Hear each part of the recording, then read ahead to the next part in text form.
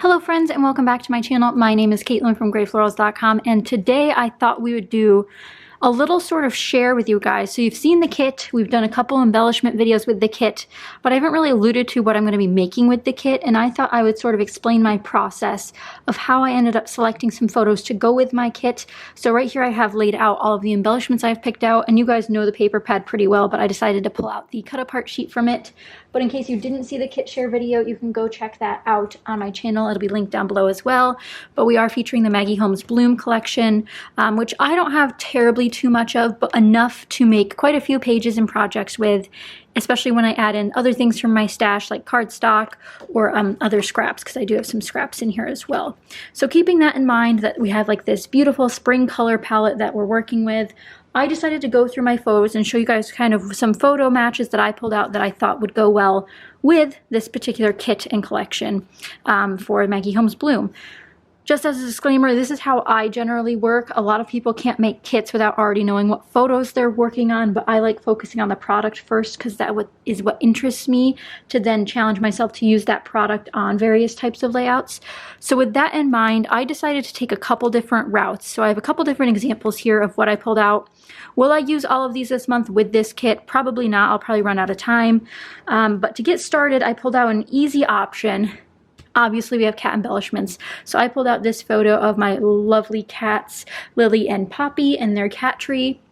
And I thought it would go really, really well with the sticker sheet. It is quite a dark photo, as you can tell from, even just seeing it here, because they are backlit. But some of these gray tones will go really well with it. And I thought the pink would look nice, especially with this brick pattern in the background there. So I thought that was a nice, easy option to pull out that I could easily use. I also noted that some of the colors from particularly this sticker sheet from Heidi Swap here, these greens, kind of go well with this muted sage green on the house in the background.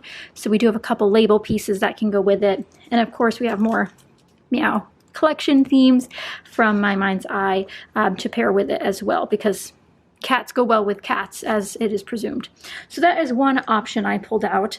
Then I decided to take sort of a switch here, and again, just flipping through all the photos I have to scrapbook, I thought I'd try something different. Now, traditionally, I wouldn't naturally pick these photos out. So these are some photos I took of myself in a Christmas themed sweater. So it's a Mickey and Minnie Christmas themed sweater, but they're in pastels, and I actually took this in November.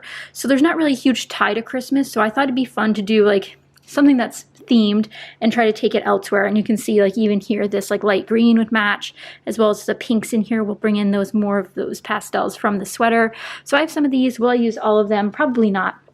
But again, just an option for what I could use to use on this kit. And again, thinking outside of that box, because here I'm now analyzing the colors versus the actual theme. Some people go theme first, some people go color first. Really depends on your style. And like I said, these are from November, if that's correct. So not really super Christmassy. You can't really tell that it's Christmas outfits unless you looked really close, which you guys know because I just told you. But I thought that would be a fun idea too. So as you can tell, there will hopefully be some multi-photo page layouts as well, and just kind of mixing in all of those elements as we go on. So going off of that theme as well, we also decided, I decided to go and jump off the deep end with this one. I decided to pull out some winter photos. So this was the last time that I saw snow. So this was back pre-COVID, it was really early in 2020. I think it had to have been February. No, this is January. Last time I saw snow, January 7th, 2020. Crazy, because I travel for work, as many of you guys know, and I haven't traveled since then pretty much. So I have a picture of the snowy drive back and then me out in the snow. Yes, I do own a giant puffer coat as well as several hats and mittens despite living in Florida still, but I thought these would be fun to pull out because of the fun winter. Now, one potential hurdle that I see is the orange in the hat. That one's going to be hard to work around. I could pull in some of these elements. Butterflies don't really go with snow though, so I think this one's going to be a true challenge. I know that there's some colors, there's some good yellows in the Maggie Holmes paper pad that I might try to work with, but that one might be a stretch. I'll probably have to bring in a 6x6 paper pad to bring in some oranges perhaps to make it work, but I thought this would be a fun challenge nonetheless.